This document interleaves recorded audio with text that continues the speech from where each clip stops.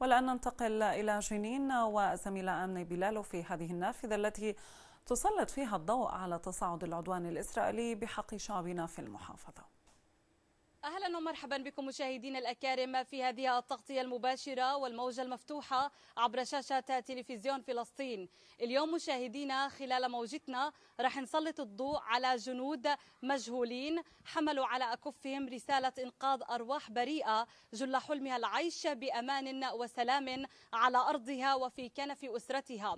أبطال لم يتركوا مواقعهم بميدان المواجهة بحثا بين الركام عن شهيد وعن جريح غير آبهين بزخات الرصاص، تركوا خلفهم أسرهم وأطفالهم ليقوموا بواجبهم الإنساني تجاه وطنهم وأبناء شعبهم، خاصة مع تصاعد وتيرة واشتداد عدوان الاحتلال الإسرائيلي على محافظة جنين ومخيمها ومحاصرة كافة المشافي واستهداف الطواقم الطبية ومركبات الإسعاف.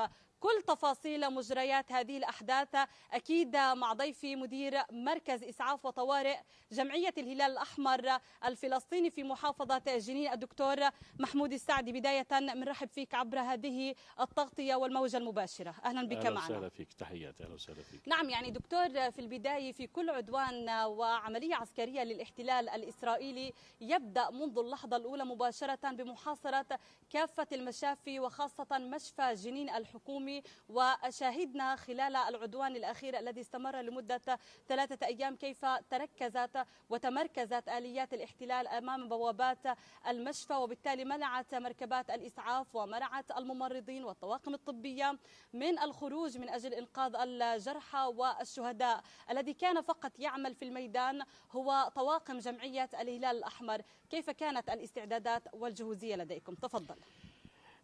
بداية نرحب فيك، أهلا وسهلا فيك وتلفزيون فلسطين. في البداية يعني احنا بنقول هاي الحملة اللي هي ليست فقط في الفترة هاي اللي احنا بنعيشها، هاي الحملة كانت منذ 2 على محافظة جنين تحديدا. يعني باستمرار هذه الاجتياحات والانتهاكات التي تكون بحق على الطواقم الطبية وبحق فرق الإسعاف التي تعمل في الميدان. منذ 3 شهور تقريبا أصبح عملية الاقتحامات لجنين والمدينة والمخيم أصبحت تتمركز هذه الاقتحامات في على مداخل المستشفيات، وفي الأساس على مدخل المستشفى جنين الحكومي، وكذلك المستشفيات الخاصة كمستشفى ابن سينا ومستشفى الرازي، وكل الطريق المؤدية إلى المشفى الحكومي. ونحن كمركز إسعاف نحن مركز يقع مقابل للمشفى الحكومي. أصبحت عملية الدخول والخروج للمركز الإسعاف هي عملية صعبة من حيث الإجراءات التفتيش التي تقوم بها قوات الاحتلال على مدخل المركز الإسعاف وعلى مدخل الطوارئ. نعم. يعني أصبحت عملية الخروج تحتاج إلى تفتيش، تدقيق في هويات المسعفين، تدقيق في الطواقم الطبية التي تكون داخل مركبة الإسعاف. عملية الخروج والدخول هذا التفتيش يؤدي إلى تقريبا من ربع ساعة إلى ثلث ساعة تقريبا تأخذ عملية التفتيش، ناهيك عن التفتيش في المعدات والمركبة الإسعاف. مثل كل المعدات يتم البحث فيها تحت الكراسي خلف المقاعد. هذه العملية تكون باستمرار، حتى لو أنني خرجت الآن وعدت بعد 5 دقائق يتم عملية التفتيش في نفس الآلية ونفس الإجراءات. هذه الإجراءات تأخذ وقت طويل وتكون على حساب المريض وتكون على حساب المصاب وتكون على حساب الوقت الذي نمضيه في عمليات التفتيش هذه. وبعض الأوقات يكون هناك حالات الجو يكون ماطر، وعملية التفتيش في الجو الماطر تكون فيها بعض نوع من الإذلال. ومع ذلك هناك استمرار في هذا النهج منذ فترة أصبح هناك التضييق على الطواقم الطبية التي تعمل في الميدان. أصبح هذا نهج لقوات الاحتلال التي تكون محاصرة للمشفى الحكومي وتكون محاصرة لبقية المشافي وعلى كل محاور الطرق الموجودة في المدينة. نعم، يعني أخ محمود، فيما يتعلق ذكرت حول الاستهدافات الانتهاكات المتواصلة للطواقم الطبية العاملة تحديدا لجمعية الهلال الأحمر الفلسطيني، وشاهدنا كيف فقط هي التي كانت تعمل في الميدان. هذا الاستهداف الذي كان خلال العدوان الأخير الذي استمر لمدة 3 أيام ليس الأول، وبالتالي كيف تتابعون هذه الانتهاكات المستمرة على الدوام تجاه هذه الطواقم؟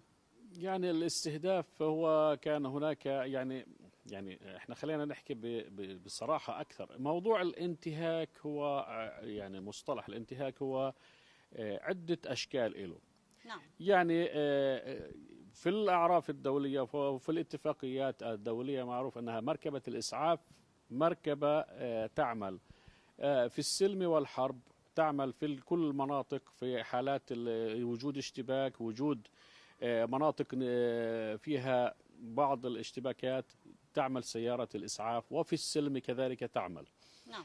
وهناك في الاتفاقيات أن هذه المركبة يجب السماح لها في المرور بحرية من أجل نقل المصابين أو نقل حتى المرضى.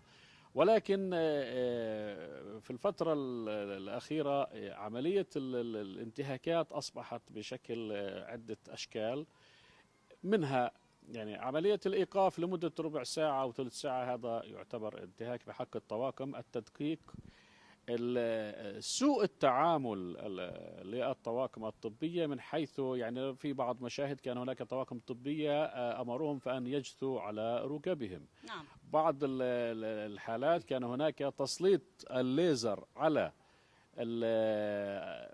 على صدور الطواقم الطبية. تسليط الليزر هذا هو باعتبار هو تهديد. كذلك عملية خلع الملابس، خلع الستر الواقية، وضع الطاقم الطبية في منطقة أو كدرع بشري أو كحماية بينهم وبين قوات الاحتلال، فيكون هذا عبارة عن تعريض حياتهم للخطر. هاي من ضمن الانتهاكات. كذلك منع السيارة من المرور نهائيا هو يعتبر كذلك انتهاك.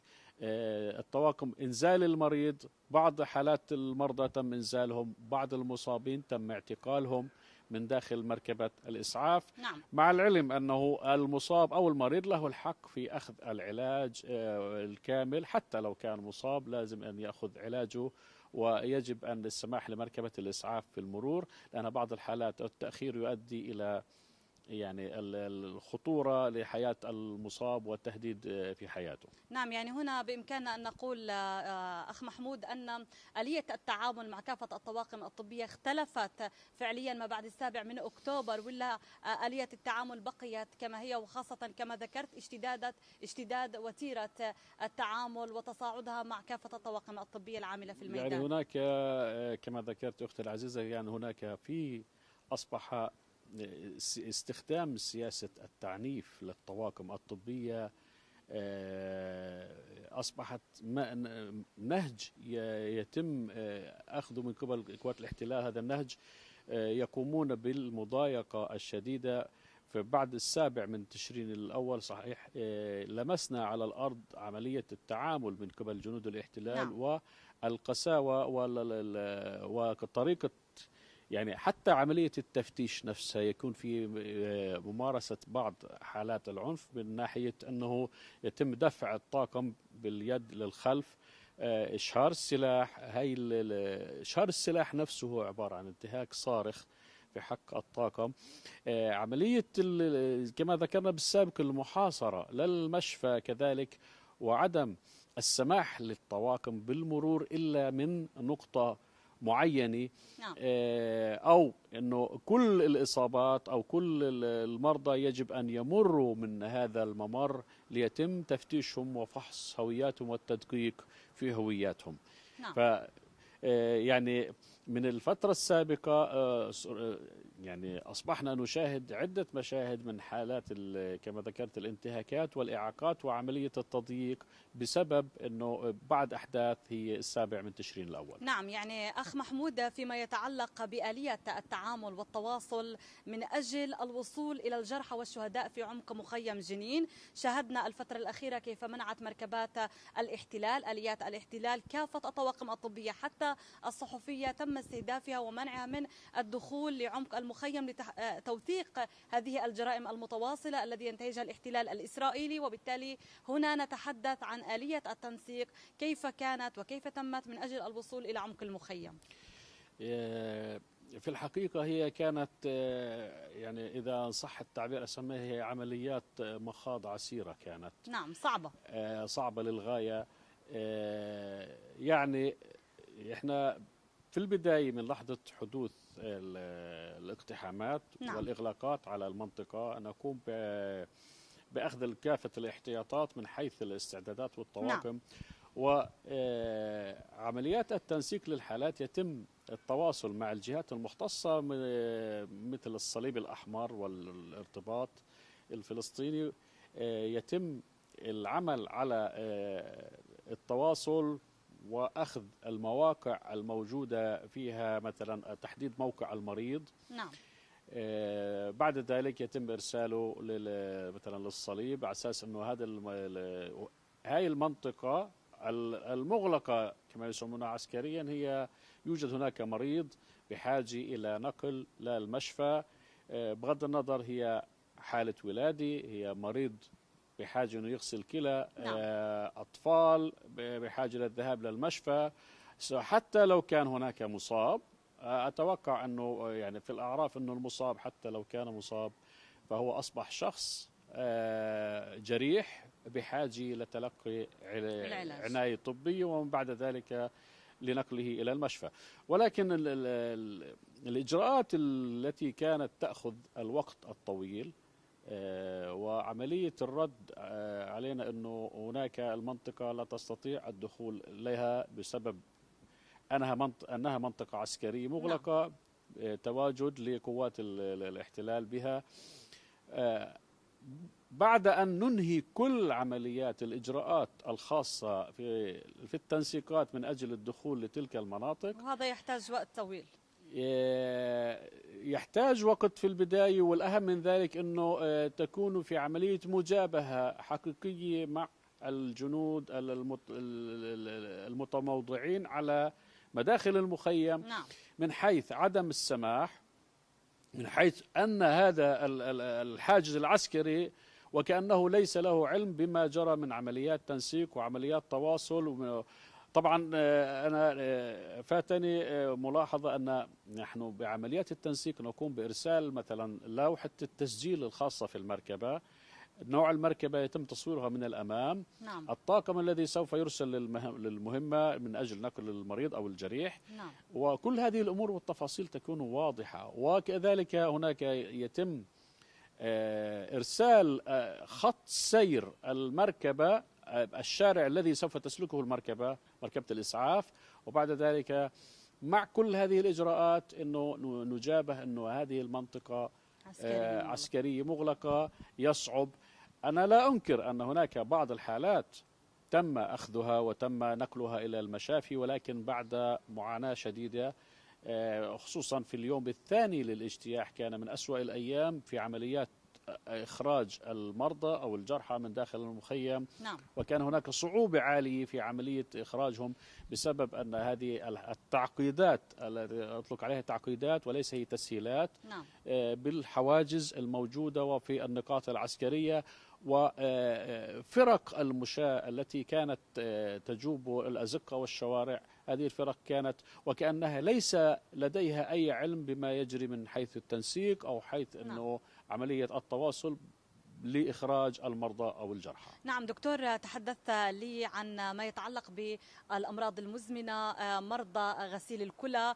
نحن نتحدث عن أكثر من 300 حالة فعليا لم تستطيع الوصول إلى مشفى جنين الحكومي من أجل القيام وأخذ جلسات الغسيل، وبالتالي هذا أثر فعليا وشكل خطرا على حياتهم. في هذه الحالة ما المطلوب لإيجاد البديل للمحافظة على سلامتهم، وخاصة أنك على اطلاع مستمر على الدوام على متابعة مع كافة المستشفيات في المحافظة؟ كما تعلمين أختي العزيزة، هناك في عدد كبير من مرضى الكلى موجودون في محافظة جنين. نعم. يعني يفوق ال 250 إلى 300 مريض على ما أعتقد الإحصائية موجودة لدى المشفى الحكومي. هؤلاء المرضى يجب أن طبعا المعظم منهم يذهب برجليه على المشفى، يذهب بسيارات خاصة دون الحاجة إلى سيارات إسعاف. نعم. ولكن في ظل الظروف الراهنة التي كانت موجودة في المحافظة والتي كانت موجودة في المخيم والمدينة، وأن تموضع الآليات العسكرية في كل محيط المشفى الحكومي، والمشفى الحكومي هو الجهة المسؤولة عن موضوع غسيل الكلى، كان هناك صعوبة في وصول هؤلاء المرضى إلى المشفى.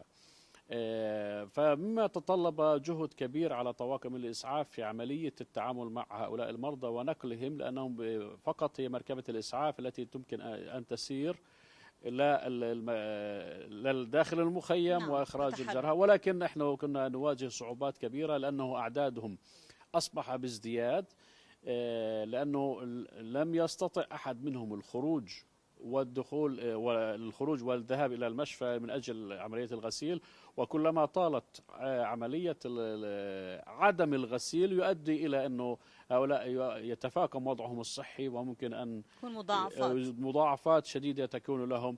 فنحن أتانا اتصالات هائلة بخصوص هذا الموضوع.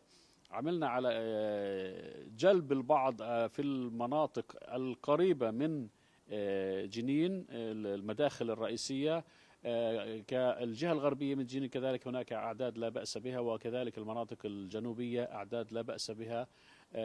كان عبء إضافي أصبح على طواقم الإسعاف في عملية إحضار هؤلاء المرضى.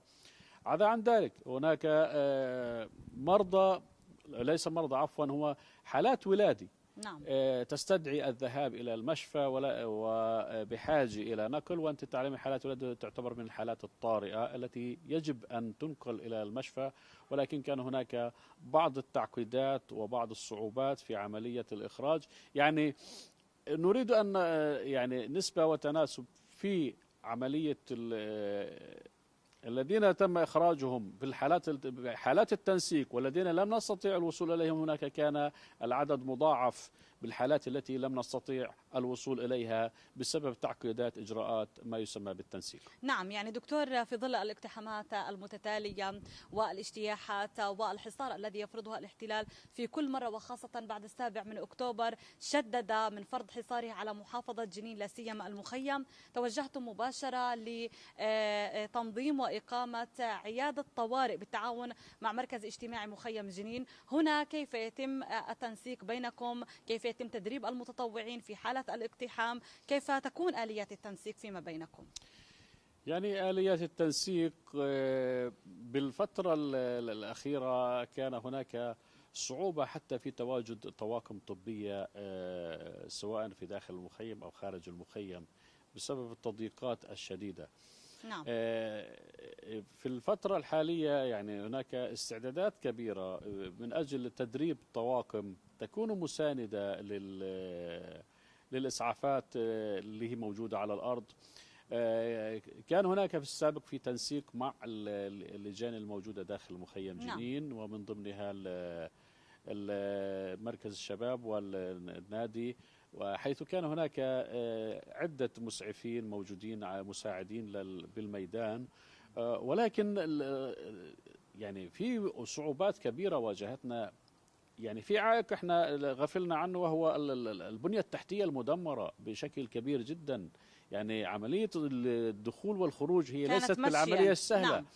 أنت في منطقة هي منطقة طينية منكوبة، منطقة وحل، منطقة تضاريسها معالمها كلها اختلفت، الشوارع تم تدبيرها بالكامل، يعني أنا دائما بحكي التعبير إن صح، تم حرث الشوارع وقلبها رأسا على عقب.